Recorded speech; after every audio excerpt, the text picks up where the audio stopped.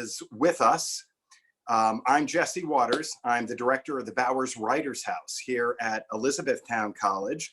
And this is the first in a series of lectures that I and some of our other center directors, along with Dr. Christy Canese and a few other stakeholders here at the campus, have put together with the idea of creating a lecture series during these difficult times on a variety of issues and elements that are all, at least in some way, directly related to the coronavirus and the COVID-19 experience that all of us are going through. I do want to let all of you know that for this session, if you will take a look at the top of your Zoom bar, you will see a Q&A button.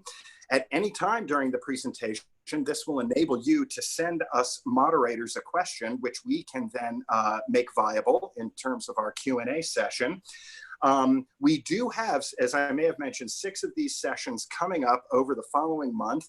We've got our faculty from departments such as occupational therapy and biology and history, in addition to some of our staff and members of our student services organizations and departments.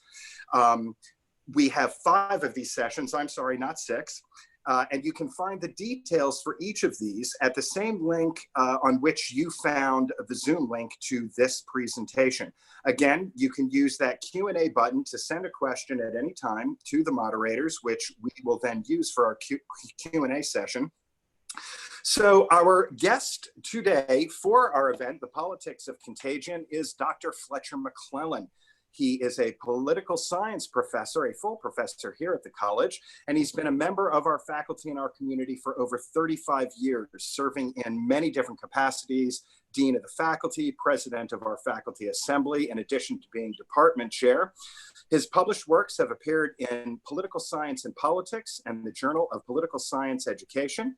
He teaches our capstone seminar in political science and legal studies, as well as courses in American government, public administration, and public policy. He will teach Campaign 2020, the American Electoral Process, this fall, a class we're very excited about. And additionally, as many of you I think know, he offers commentary on current politics for the Pennsylvania Capital-Star and WITF-FM. He's really a fantastic person, and I'm so looking forward to this event. Again, very glad that all of you could join us. If you have a question, please feel free to use that question and answer section. And now I think I'll turn it over to Dr. McClellan. Thanks, Jesse, and for that very nice introduction, just as I wrote it. Welcome, everybody, to Palmyra. I'm speaking to you from my living room. My lectern is a cooler turned upside down. Only a few things can go wrong with this presentation. One is my internet connection, hopefully is going to hold up. Second, my Zoom skills are pretty rudimentary. I'm a newcomer to online learning, and it's been going surprisingly well for me, and I think for just about everybody at the college. And third, this is about the time that the letter carrier appears at our house. So you may hear our dog Nessa throw in her 2 cents at some point during this presentation. I want to thank everybody for your virtual attendance. This may be as close to a captive audience as I will ever get. I hope you all are holding up well in these crazy times.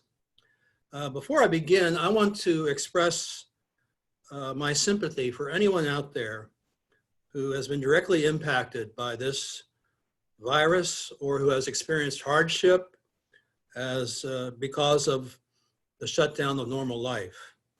I also want to support all those who are out there on the front lines risking their health and safety, and that includes not only hospital workers and first responders and others providing medical care, but also the folks that are stocking shelves at stores, running the cash registers, providing takeout food, and generally keeping us all going.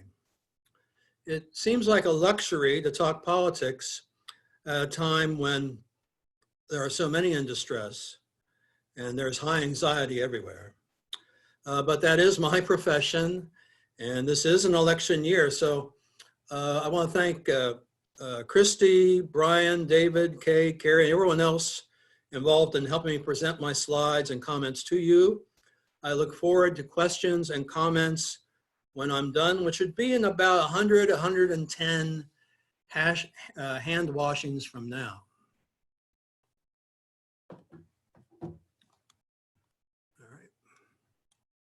All right, so just to provide some background, and I apologize, these first few slides are going to be very text heavy, but it will get better in a little bit here. But just to let review what's at stake here, we have a presidential election. We have all the members of the U.S. House are running for re-election. There are 1/3, about 35 senators up for election now. The Democrats need, the Democrats are majority in the House. Republicans need 21, a net gain of 21 to take over that chamber. It's going to be kind of an uphill battle for them because, as you can see, there are a lot of retirements that are mainly Republican seats that they're going to have to hold. The Democrats are going to need a net gain of 4 to take over the Senate, or 3 if they win the presidency, and whoever is the Democratic vice presidential candidate will be breaking ties. In Pennsylvania, we don't have a governor or senator up for election, but we do have races for Attorney General, Auditor General, and Treasurer. And Republicans, of course, have controlled the legislature for a long time, but either or both chambers are within reach of the Democrats. Let me give you a framework for understanding this campaign, and I'll return to it when we get to the end of this talk. The biggest issue in any election year, especially when an incumbent president is running, is change versus the status quo. Elections tend to be referenda on the performance of the incumbent president and party. That is to say, we sort of look back at what has happened and we ask ourselves, am I better off now than I was 4 years ago, 2 years ago, 6 months ago, last week?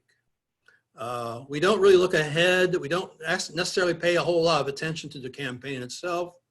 We're reflecting on whether things are getting better or getting worse. And if they're getting better, we retain the incumbent party. If we think they're getting worse, we throw them out. There is a school of thought in political science that says that we can predict election results before the campaign begins. Or before the fall campaign. All we need are a few indicators, and I'll show them to you. And we can pretty much predict what's going to happen. And there's several reasons for this. One is that in most campaigns, and I think this one in particular, the campaign's not going to impact many voters. Many of you, most of us, have already made up our minds, I think. Of course, events such as the one that we're experiencing now may upset things for a while. But my estimate is only about 10 or 15% of voters, if that many, are undecided now. Also, we have examples of where one campaign clearly, outdid the other, outperformed the other. But because there's a broader mood of change or thought things were getting worse, then people decided to throw out the incumbents, and that's what happened to Hillary Clinton. She out-campaigned, I think, Donald Trump in all kinds of areas in terms of spending and outperforming him in debates. But there was a general mood of change plus other things going on, and Trump won. Of course, in close races, and of course in Pennsylvania, Michigan, and Wisconsin, only 70,000 votes separated 70,000 votes separated Trump's victory from a Hillary Clinton victory. Campaigns can make a difference. And 4 years ago, we know the polls didn't do very well, but actually they did nationally. They came pretty close to saying that Clinton would win the popular vote. But on the other hand, they didn't get what was going to happen from state to state, and that's why we are where we are now. So at any rate, think about this idea, this constant, this big question, meta question of a change or continuity. First of all, we have an incumbent president running, and incumbents have inherent advantages when they run for re-election. They can do lots of things using the powers of their office to influence events and to focus on swing states. They tend to raise more money than opponents, and as this year, Trump has had no problem in securing the nomination of the Republican Party. 4 of the last 5 presidents have won re-election. The exception was George H.W. Bush in 1992. Incumbents have had a tougher time winning re-election. Bush only by 2 percentage points in the popular vote, Obama by 4. But the Democrats, just on an incumbent advantage alone, are going to have somewhat of an uphill battle. And before this crisis began, trends were moving in the president's favor. Here is from the Gallup poll, where people were saying, were reflecting on whether things are getting better or worse. And, for a long time, people have thought things have been pretty bad, but you can see the trend line was moving in a more positive direction. You can see how bad things got at the depth of the Great Recession. Only 7% people thought were events, the country was getting better, and we may be moving back down in that direction pretty shortly. Here's another trend that favored Trump, asking people how they're doing financially. And in the past year, 60% said they're doing better off now than they were a year ago. Looking ahead, almost 75% of people said they're going to be better off financially at the end of this year than next. Of course, this is all before last month. Trump's job approval, and this is one of the great anomalies in polling. Presidential approval usually goes up and down. It starts high, it goes low, and then it bounces up and down. Trump's has remained constant. He has a loyal core of supporters, but has not reached beyond them to gain their support. And some would say he hasn't really even tried. You can see an uptick, though, in his approval ratings recently, actually beginning in January, after he survived impeachment, his State of the Union address, and then more recently, a positive initial response to his handling of the crisis. And of course, we'll talk more about that later, but that was trending in Trump's favor. And then you look at the economy, and you'll recall in February, we had an amazing report on jobs. Unemployment went to 3.5%, almost 300,000 new jobs. You can see on the right, an average of about 200,000 people file for unemployment or file jobless claims. That's been the average in recent months. But as most of you know, over 3 million filed for jobless claims last week, and that will remain a high number for the foreseeable future. So until last month, Trump was looking, I wouldn't say comfortable, but his prospects were looking fairly good. He'll never, probably ever hit 50% in polls, and probably will not poll 50% in this election. But he remains strong in those swing states, and most of those states, almost all those states in which he carried 4 years ago. So things are looking good until recently. Now, before we get to the pandemic, we want to reflect on what the Democrats are doing, and this would be a whole separate lecture. But so you'll recall this was the field, and there are a lot of people that, well, there's some that you know, some that you knew and didn't like, some you knew and you liked, and some you don't know and probably never will. But it was a big field, and this doesn't even include some of the later contenders like Michael Bloomberg. So things happened, debates, and we had primaries. Super Tuesday happened early last month. The last primaries we had were on the 17th in Michigan and Florida. And we can see that the former Vice President Joe Biden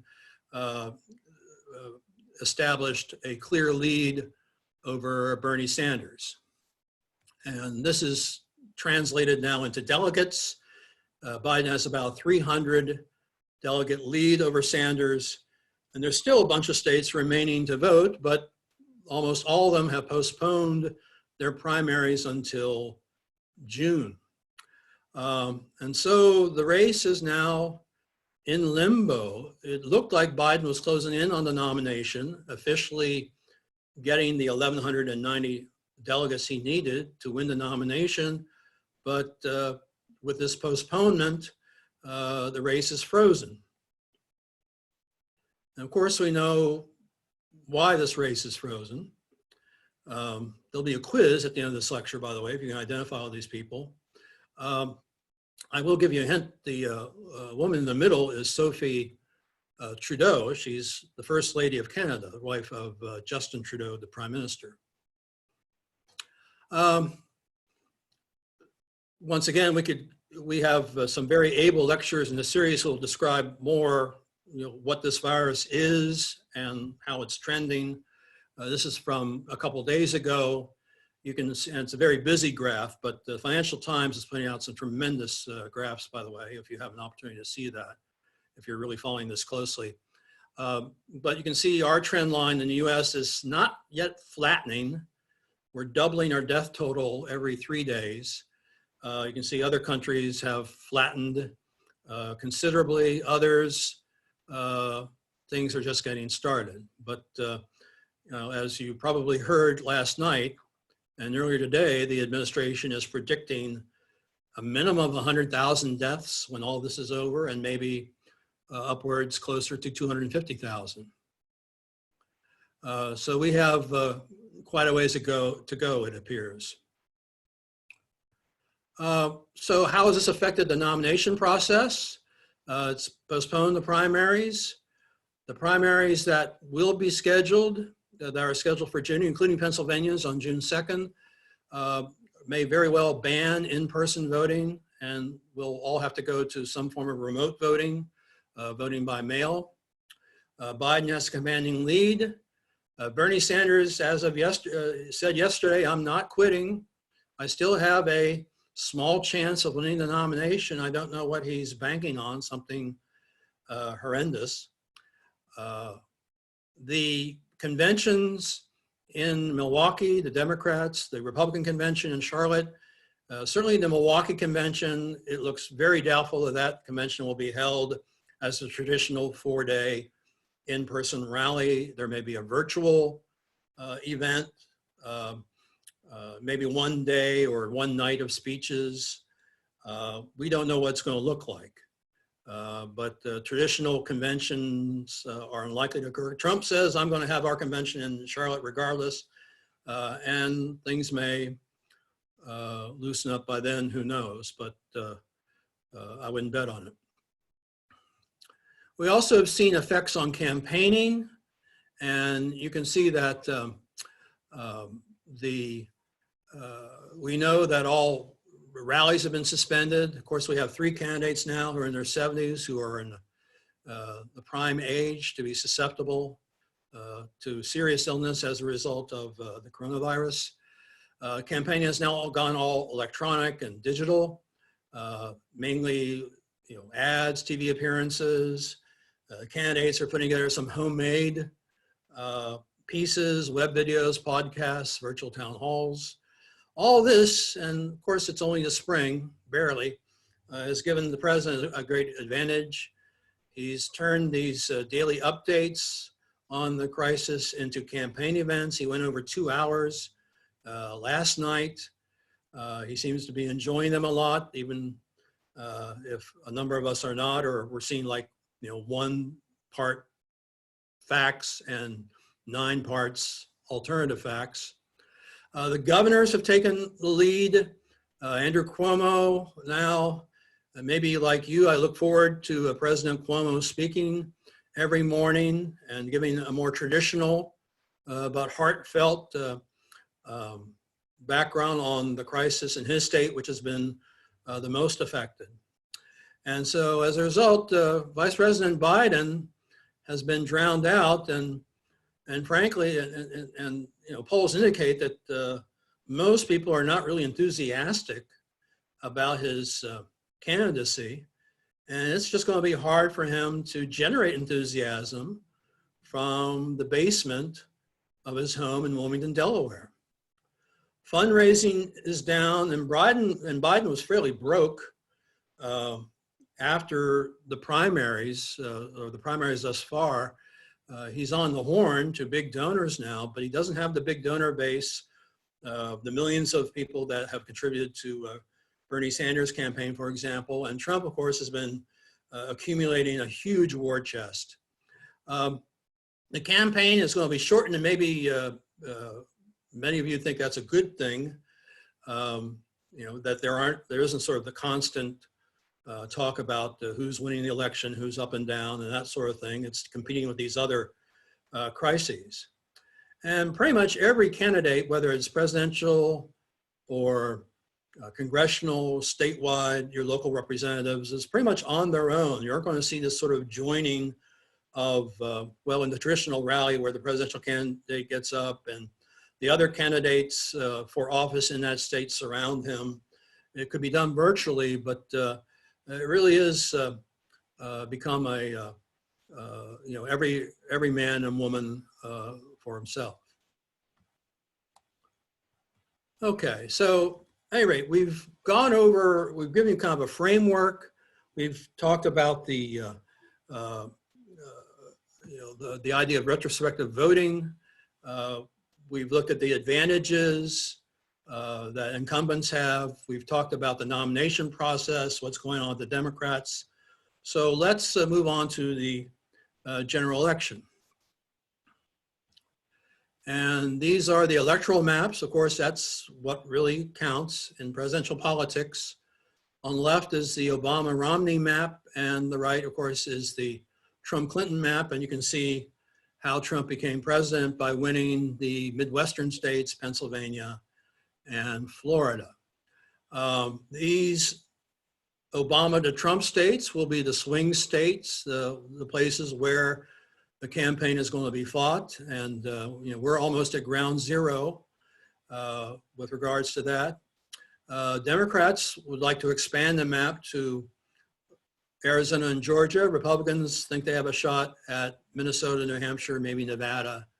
But it's basically going to be, you know, down to about 10 states. Here's a more dramatic look at what changed in 2016.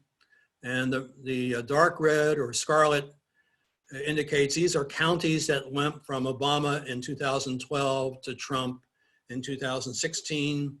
The darker blue are Romney counties that went for Hillary, and you see the big change there. Now, this actually presents a very interesting choice that Mr. Biden, if he is, and we'll just presume that he will be the nominee, an interesting choice he has to make. And one is whether he sort of takes a Rust Belt strategy to recapture the Obama states that were lost, the Pennsylvanias, Michigans, Ohio's, Wisconsin's.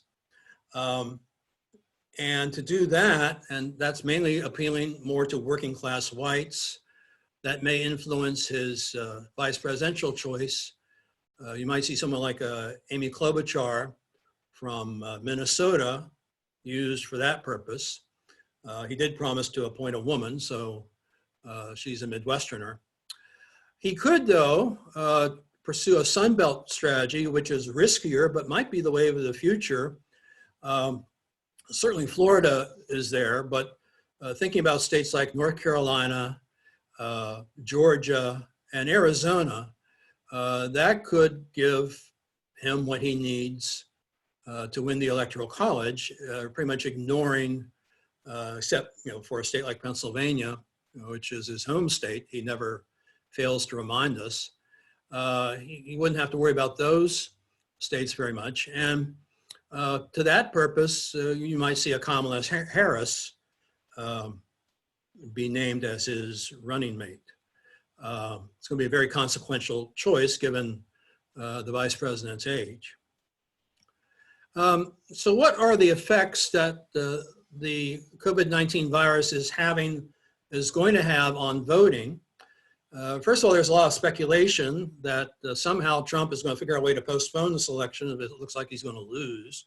That really can't happen, or let's just say, it wouldn't prevent him from trying, but it's highly unlikely that he would succeed.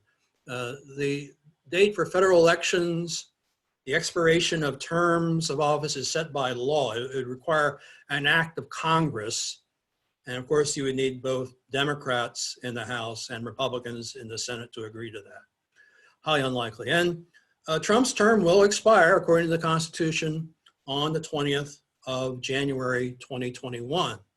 So unless there's a constitutional amendment, that's not going to change. We'll be seeing a lot more early voting, no excuse, vote by mail voting. Pennsylvania went to that just this year.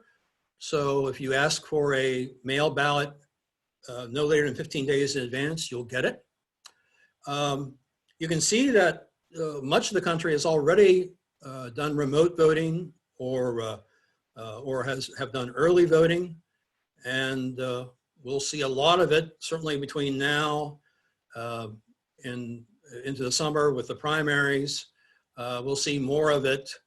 And of course, we'll know how much, whether we'll be able to vote in person in November. We certainly hope things will get better by then. But regardless, I think we will see a lot more early voting, no excuse voting.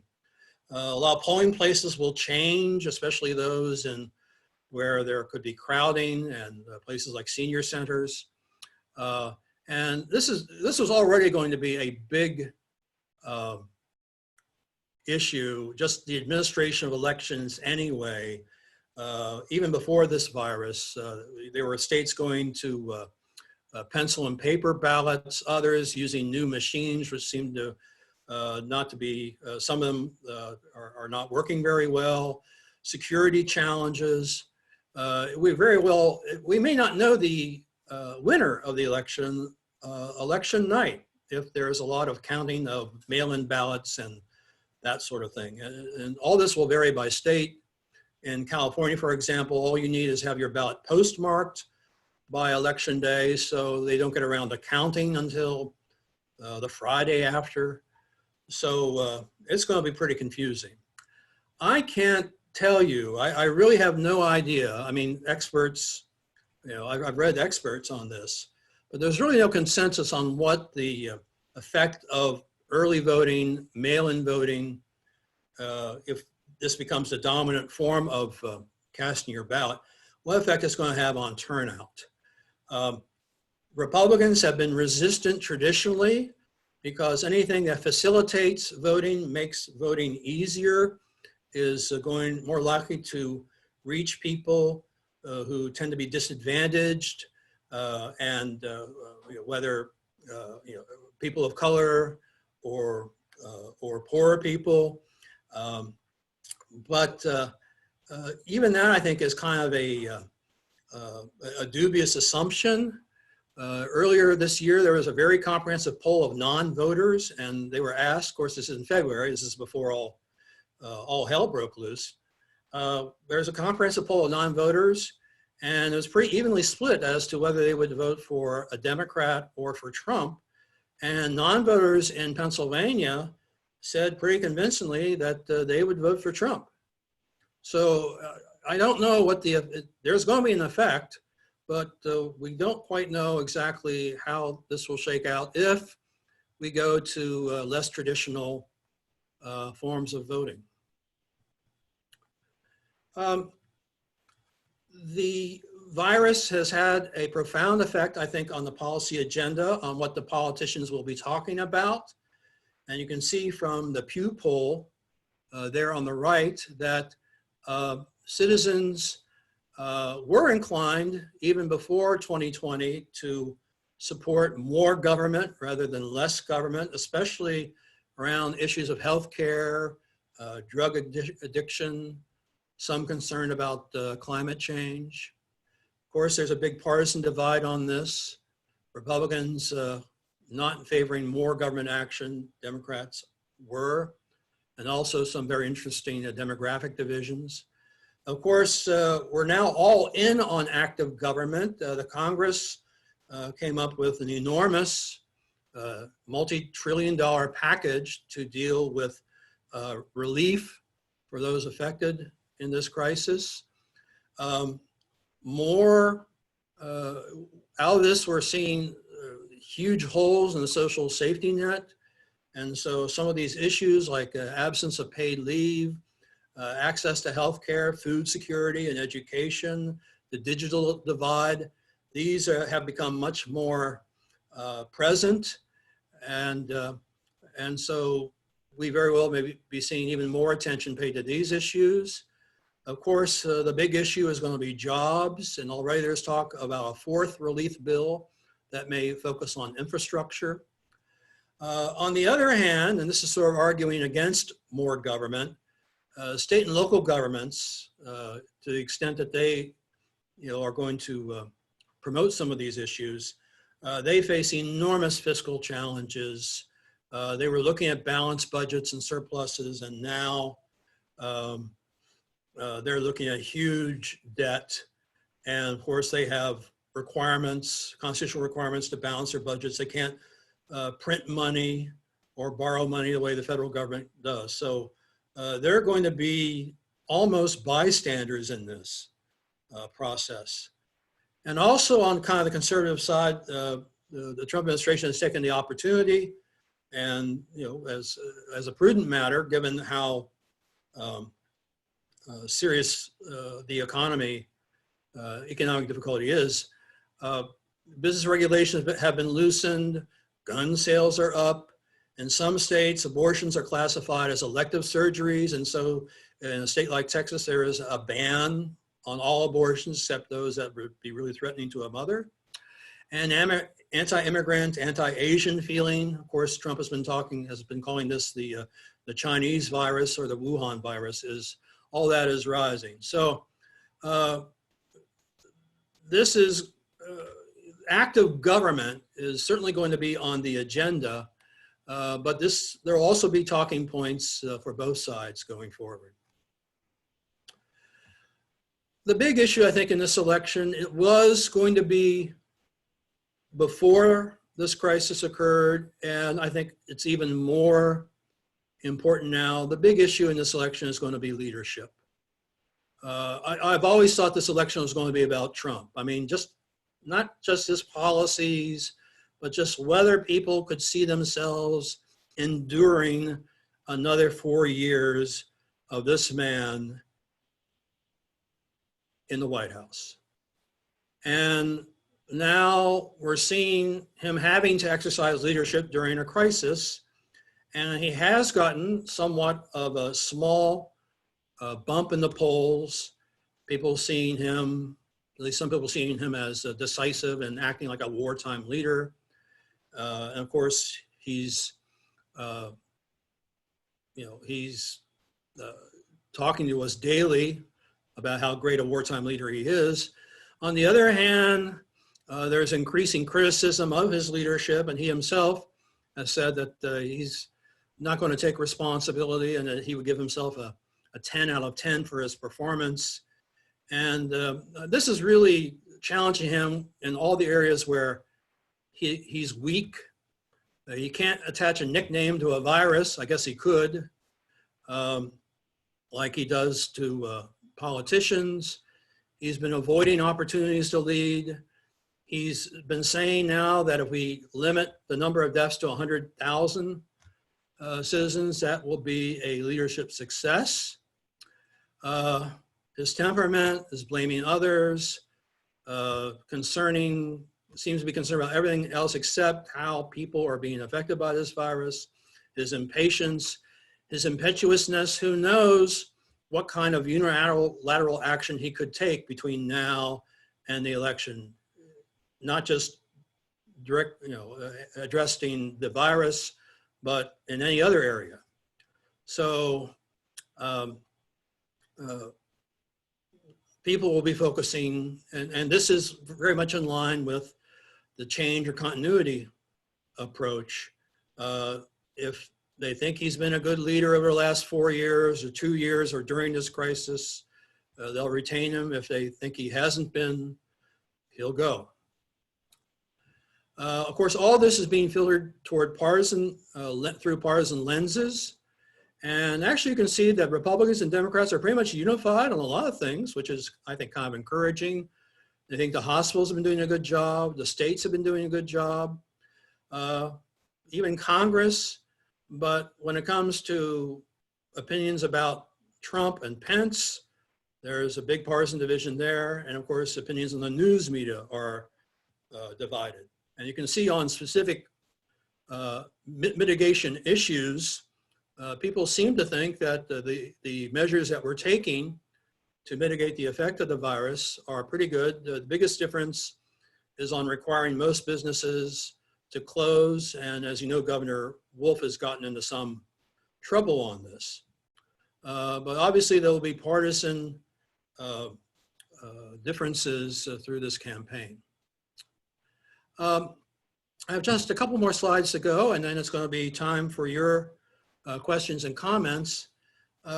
As I said in the beginning, many political scientists believe that voters cast their ballots retrospectively.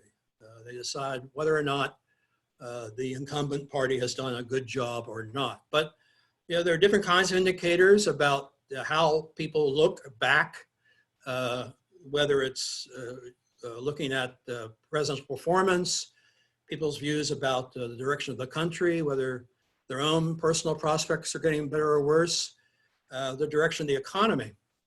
An interesting perspective is provided by Auken and Bartels, political scientists, who believe that voters basically approach elections with very short-term memory. They take an extreme, what have you done for me lately approach. And, and from their perspective, we don't even know what's going to happen in this election until we get to 6 months before the election, until next month, May. And we start looking at real disposable income. And if that's increasing, that's good for the incumbent. If it's not, it's bad. Also, between now and then, there'll be events, and there are some events for which, of course, politicians are not responsible, like hurricanes or shark attacks or pandemics. But regardless, voters will blame politicians anyway. There's a study of an election where voters who live close to the Jersey Shore, when there was a shark attack, really took their feelings out on incumbent politicians. So if this is true, then this campaign is just barely getting started. So it's a kind of myopic retrospective voting approach. And I don't think this describes most voters, but it may help explain the choices of undecideds, because normally undecided voters are the least informed, least involved of all citizens. They're the latest to decide. They wait till the last week. And it's kind of ironic to think that these are the folks that normally will decide big elections.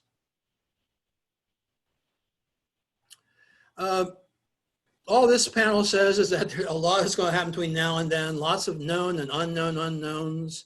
We could see a third party emerge. Those are some famous third party candidates, plus a couple of potential third party candidates, Bernie and Tulsi Gabbard there at the lower left. This would help Trump, just as the Libertarian and Green Party voting in 2016, I think, helped him.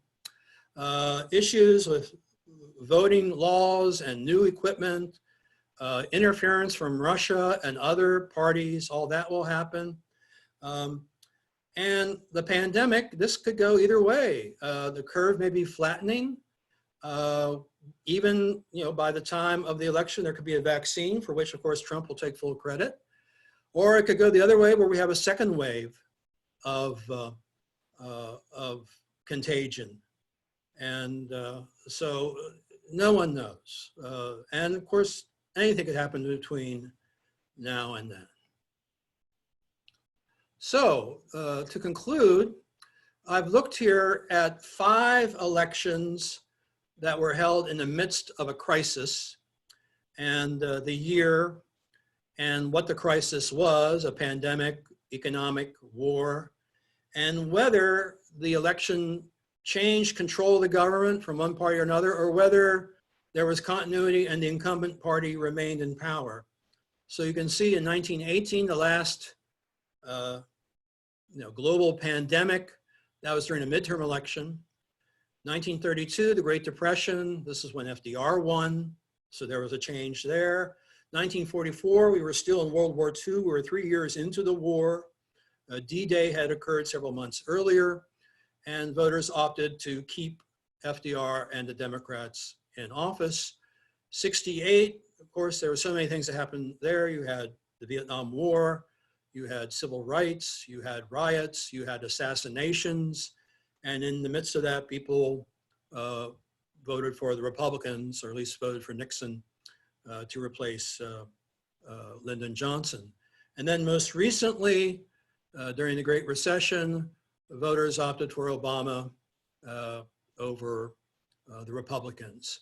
So overall, when national elections are held during crisis times, the incumbent party usually loses. With us facing public health, economic, and some would say leadership crises now, what will happen? Well, I leave that to you. The decision is in your hands from here on out. And at that point, I will stop. I want to thank you for your kind attendance, and I look forward to your questions and comments. Thank you all very much. Dr. McClellan, that was simply fantastic. What a wonderful presentation. Great quantitative and qualitative information and data we can all use. So now I'm going to fuel for us or thread to us some of the questions that we have here. And the first we have here is, can you address the importance of independence in the upcoming election? Sure. Well, actually, that's the biggest party of all. There are more self-described independents than there are self-described Democrats and Republicans. On the other hand, there's a lot of research to show that most independents aren't really independent. They lean toward one party or another, and they are almost as partisan as self-declared partisans. The percentage of people who are genuine independents, I don't think it would be more than about 10%. And pollsters recognize this. They will include, when they poll Democrats, they're looking at Democrats and partisan-leaning independents. Same thing with Republicans. Trump 4 years ago was actually able to carry the independent vote. They're definitely a swing vote, along with people who live in the suburbs, people in the Catholic faith, and certainly people who live in the various swing states in the Midwest and Pennsylvania. That kind of narrows down their impact, but certainly in close races, in the swing states, they're going to be a key. Okay. Another question we have here. Do you think we will see candidates, incumbent or otherwise, reduce their campaign spending as a result of the ongoing COVID-19 crisis? Well, there certainly won't be as much with regards to travel. They still will be traveling around, and what they'll do, they'll go from tarmac to tarmac, and they'll get local news coverage. But it will be highly restricted in terms of crowds and gatherings. Now, all this supposes that these kinds of distancing protocols are going to remain. It could be by the fall that we resume normal campaigning, who knows.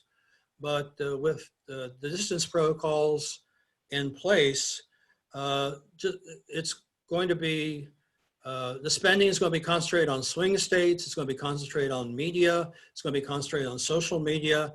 And since we live in a swing state, if you don't like this sort of advertising, then you might as well just turn off your TV screen or read a good book, which I would recommend anyway.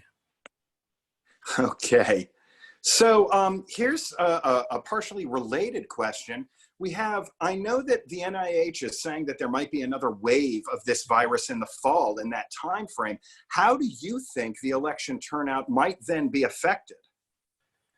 That is a big question. That's a very good question. And as I mentioned, I don't think anyone can predict. The people, under normal circumstances, the people who tend to take advantage of mail voting actually are more elderly people who are actually going to be or high turnout voters anyway. Much of the country is already used to voting by mail. We are not here.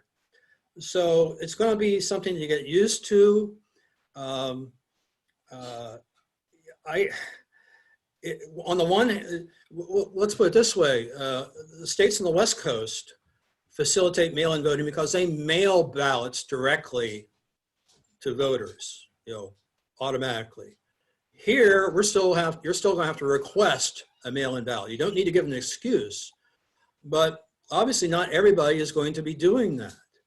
And so I have a feeling that this is going to reduce turnout.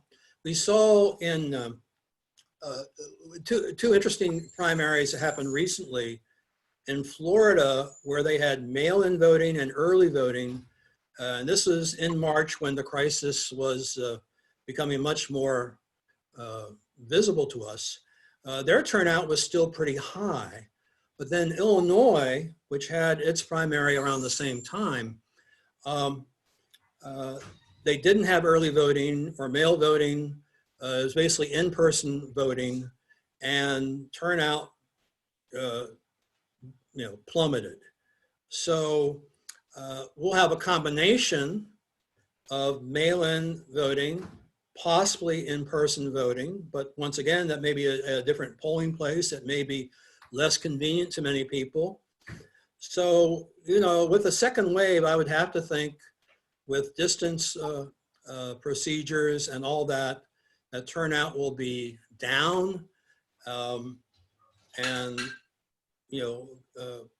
who knows how that will affect the outcome. Okay. So here's perhaps a little bit more of a philosophical or a from 30,000 feet sort of question. I was taught in high school that there were checks and balances built into government. I don't see much of that today. What happened?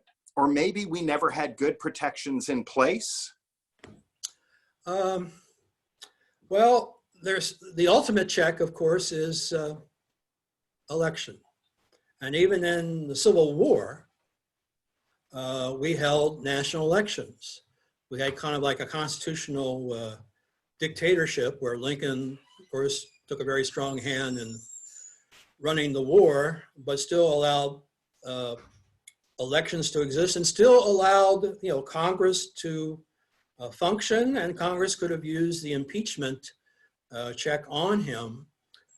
So even in a time as extreme as the Civil War, there were checks and balances, at least nominally, in place. There's a multitude of checks, and even though, you may wonder whether this has had a real effect on the president's behavior, we've seen impeachment, of course.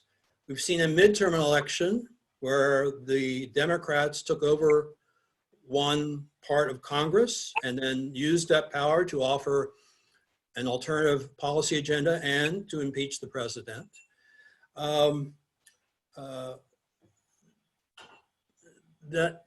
think, so of course, what you're probably really referring to is how compliant the Republicans have been, and barely a man except for like a Mitt Romney has offered any kind of objection to what's going on. And I will say that Trump has had a unique hold on his party.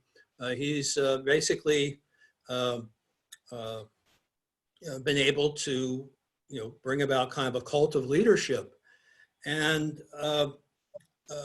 This, however, is only on top of what we've already seen, partisan polarization, also the growth in the unilateral power of the presidency itself. There's lots of things that Trump doesn't really need Congress except to keep him in office, but he's been making executive orders.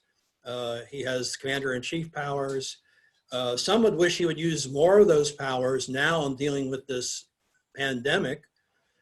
He seems to like to use them for things like pardons and medals of freedom, but not in taking direct action. There's my yeah. She doesn't. There. No, I don't think. At any rate, checks and balances are still with us. We're seeing the governors now take a lead. That's another form of a check in terms of federalism, taking real initiative and actually surpassing the president and providing leadership. So, I wouldn't necessarily say that they're alive and well, but I don't think checks and balances are on life support either. Okay. I think we'll do 2 more questions here, folks. And this next person has asked 2 questions, and we're going to go with the second one here. Many notable pundits, including Republican pollster Frank Luntz, have cited the Obama bailouts as a critical factor in the shellacking that took place in 2010. With the current stimulus of a potential $6 trillion, lumping together both federal and fiscal action, do you anticipate a similar response at the ballot box this year? No one is coming forward to complain about this. I don't think. Well, there's a lot to complain about. There's $500 billion for corporations, and where Trump will have and his administration have a large role in distributing. And Trump himself has said that he's not going to comply with any kinds of oversight that may be used over his use of this money. So there is obviously a lot to complain about there, and that is sort of equivalent to the bailout. On the other hand, who is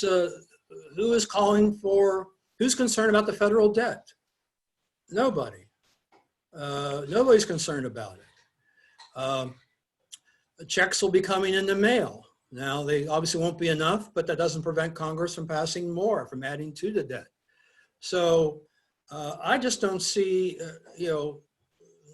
I just don't see a constituency out there right now in the midst of this crisis where everybody is hurting or potentially hurting.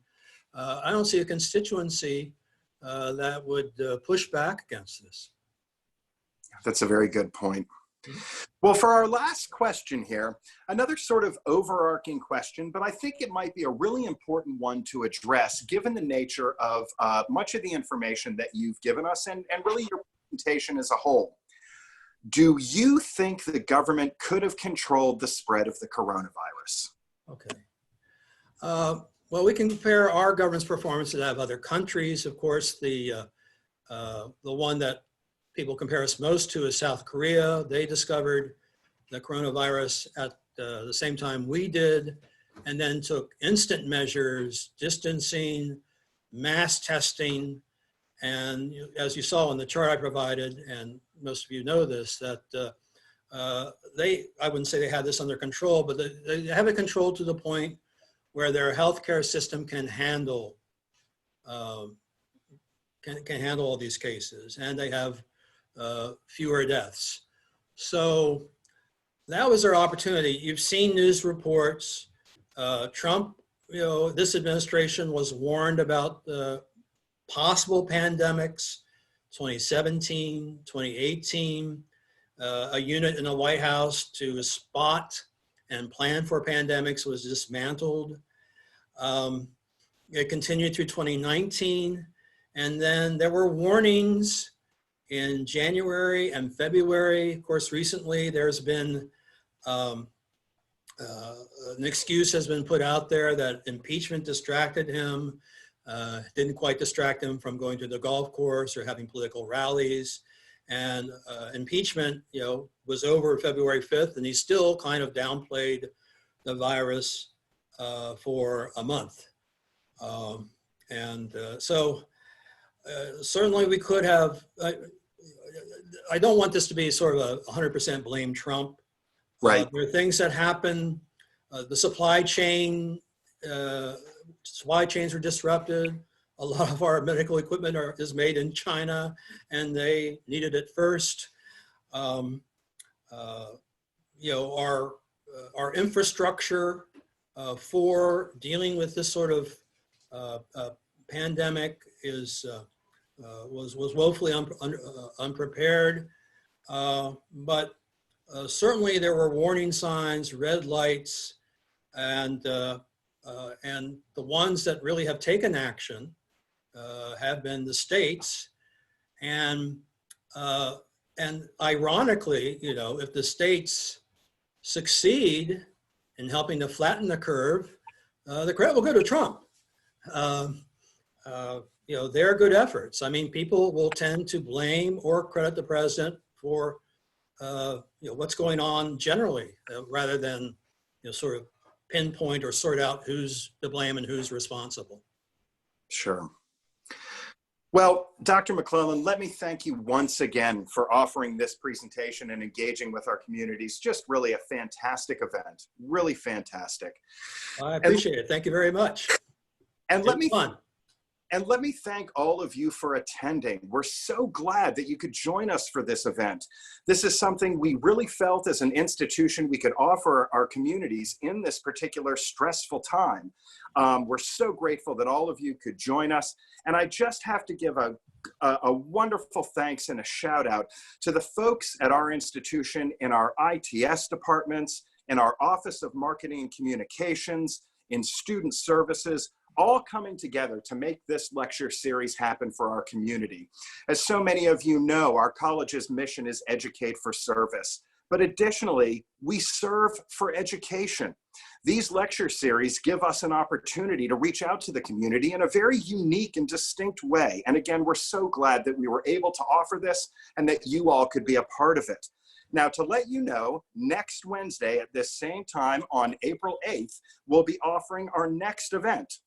And I'm just going to briefly pull up the details here. This event is Voices Over Water, the history of the Chinese virus, again, on April 8th at 11 a.m.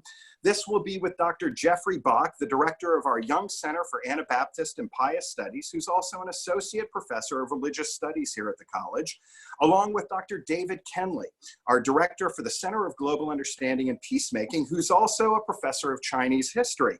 This will be a specialized and unique perspective into how, when, where, and why the Brethren, a very important community to both our institution and to our region, if not the country, have traveled to China to give comfort, aid, and compassion to populations there suffering from conditions and diseases very much like our own 21st century experience with COVID-19. Also, folks, don't forget that we've recorded this event, so you can always come back to see this and tell your friends about this event. And we very much hope to see you at our next events that are coming up throughout the month. Again, our following one will be on Wednesday, April 8th at 11 a.m. We very much look forward to seeing you. And if you have any further comments or other events that you'd like to see in this style, you can simply send an email to writershouse, one word, @etown.edu. Again, this is Jesse Waters, director of the Bowers Writers House at Elizabethtown College, speaking for all of us here. We're so glad that you can join us, and we look forward to seeing you for further sessions.